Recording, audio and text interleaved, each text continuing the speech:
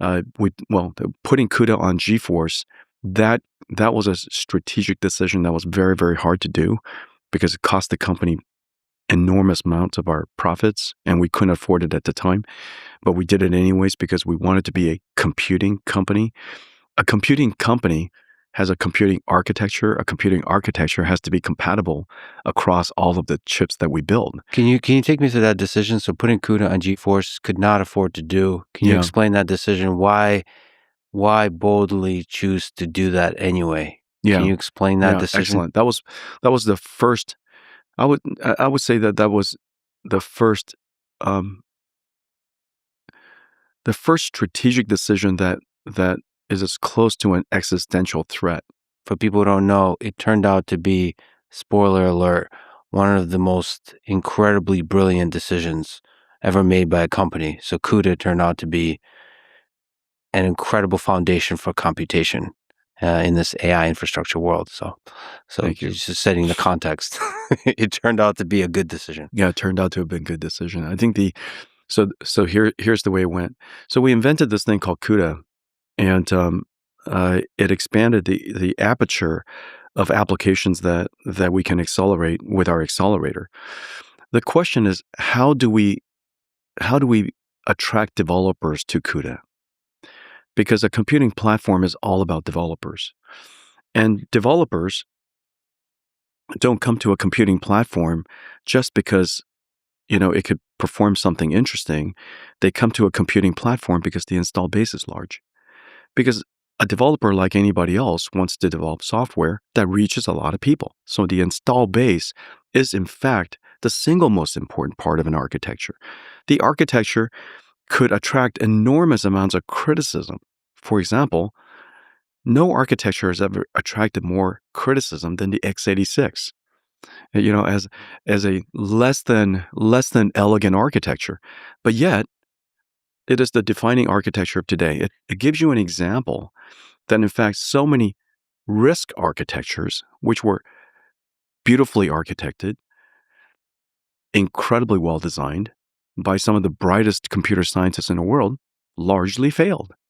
And so I've given you two examples where one is elegant, the other one's barely aesthetic. And so yet x86 survived. And install base is everything. Install base defines an architecture. Not everything else is secondary. Okay. And so there were other architectures at the time. CUDA came out, OpenCL was here. There's several other competing architectures. But the decision that we made that was good was we said, hey, look, ultimately it's about install base and what is the best way we could get a new computing architecture into the world. By that time frame, GeForce had become successful. We were already selling millions and millions of GeForce GPUs a year. And we said, we ought to put CUDA on GeForce and put it into every single PC, whether customers use it or not, and use it as a starting point of cultivating our install base. Meanwhile, we'll go and attract developers, and we went to universities and wrote books and taught classes and put CUDA everywhere. And eventually people discover, and at the time, the PC was the primary computing vehicle. There was no cloud, and we could put a supercomputer in the hands of every researcher in school, every scientist, every engineer in school, every student in school, and eventually something amazing will happen. Well, the problem was CUDA increased our cost of that GPU, which is a consumer product, so tremendously, it completely consumed all of the company's gross profit dollars. And so at the time, the company was probably, worth, I don't know, at the time, $8 billion or something, $6-7 billion or something like that. After we launched CUDA, I recognized that it was going to add so much cost, but it was something we believed in. Our market cap went down to like $1.5 billion. And so we were down there for a while, and we clawed our way back slowly, but we carried CUDA on GeForce. I always say that NVIDIA is the house that GeForce built, because it was GeForce that took CUDA out to everybody. Researchers, scientists, they discovered CUDA on GeForce. because they were all, many of them were gamers. Many of them built their own PCs anyways. In a university lab, many of them built clusters themselves, using PC components. And so that's kind of how we got going. And then that became the platform, the foundation for the deep learning revolution. That was also another great observation. Yeah. That existential moment, do you remember, like, what were those meetings like? What were those discussions like, deciding as a company, risking everything? Well, um, I had I had to make it clear to the board what we were trying to do, and the management team knew our gross margins were going to get crushed. So you could imagine a world where GeForce would carry the burden of CUDA, and none of the gamers would appreciate it, and none of the gamers would pay for it. They only pay certain price, and it doesn't matter what your cost is. And so we increased our cost by 50%, and that consumed, and we were a 35% gross margin company. And so it was quite a difficult decision to make. But you could imagine that someday this could go into workstations, and it would go into supercomputers, and in those segments maybe we can capture more margin. Um, so you could reason your way into being able to afford this, but it took a decade. But that's more of like conversation with the board, convincing them. But you psychologically, Mm. because NVIDIA has continued to make bold bets that predict the future, and in part, especially now, define the future. So I'm almost looking for wisdom about how you're able to make those decisions, to make leaps like that Um, as a company.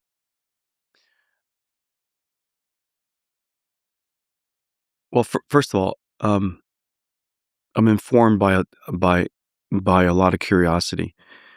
At some point, there's a reasoning system that that convinces me so clearly this outcome will happen, that this will happen. And so I believe it in my mind. And when I believe it in my mind, you know how it is. You manifest a future, and that future is so convincing. There's no way it won't happen. There's a lot of suffering in between, but you've got to believe what you believe. So you envision the future, Yeah. and you essentially, from a sort of engineering perspective, manifest it. Yeah. And you reason about how to get there. You reason about why it must exist. And I reason. We all reason it here. The management team will reason about it. All the people that we spend a lot of time reasoning about it.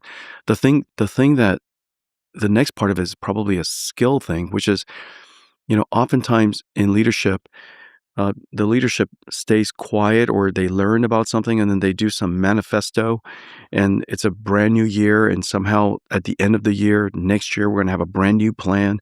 Big, huge layoff this way, big, huge organization change this way, new mission statement, brand new logos, that kind of stuff. Yeah. Um, we've just never, I never do things that way. When I learn about something and it's starting to influence how I think, I'll make it very clear to everybody near me that, this is interesting.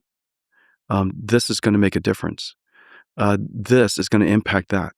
And I reason about things step by step by step. Oftentimes, I've already made up my mind, but I'll take every possible opportunity, external information, new insights, new discoveries, new engineering, revelations, new milestones developed. I'll take those opportunities and I'll use it to shape everybody else's belief system. And I'm doing that literally every single day.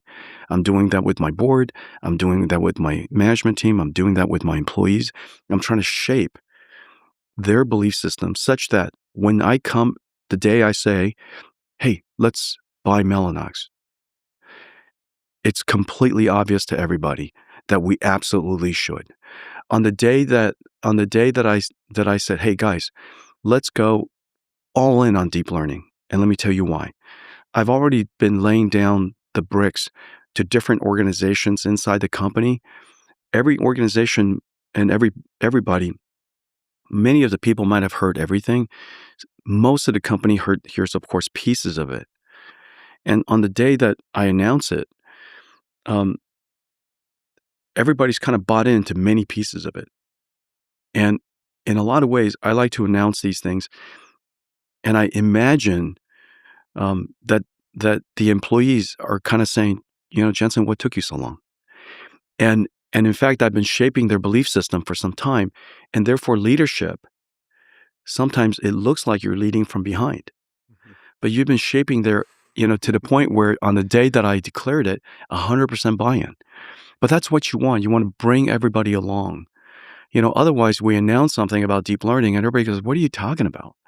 You announce something about let's go all in on this thing, and your management team, your board, your employees, your customers, they're kind of like, where's this coming from? This is insane. And so GTC, in fact, if you go back in time, you look at the keynotes, I'm also shaping the belief system of my partners in the industry, and I'm using that to shape, the belief system of my own employees. And and so by the time that I announce something, like for example, we just announced Grok. We've been late. I've been talking about the stepping stones for 2.5 years. You guys just go back and go, oh my gosh, they've been talking about it for 2.5 years. And so I've been laying the foundation step by step by step. So when the time comes, you announce it. Everybody's, what took you so long? But it's not just inside the company. You're shaping the landscape, the broader global landscape of innovation. Like putting those ideas out there, you really are manifesting reality. We don't build computers. We actually don't build clouds. We don't, as it turns out, we're a computing platform company. And so nobody can buy anything from us. That's the weird thing. We vertically design, vertically integrate to design and optimize, but then we open up the entire platform at every single layer to be integrated into other companies' products and services and clouds and supercomputers and OEM computers. And so the amazing thing is I can't do what I do without having convinced them first. Mhm. And so most of GTC is about manifesting a future that by the time that my product is ready, they're going, what took you so long? Yeah. So one of the things you've been a believer for a long time is scaling laws broadly defined. So are you still a believer in the Yeah, scaling yeah. laws? Yeah, we have more scaling laws now. So I think you've outlined four of them with pre-training, post-training, test time, and agentic scaling. What do you think when you think about the future, deep future and the near-term future? What are the blockers that you're most concerned about that keep you up at night that you have to overcome in order to keep scaling? Well, we can go back and reflect on what people thought were blockers. Mhm. So in the beginning, we were the pre-training scaling law.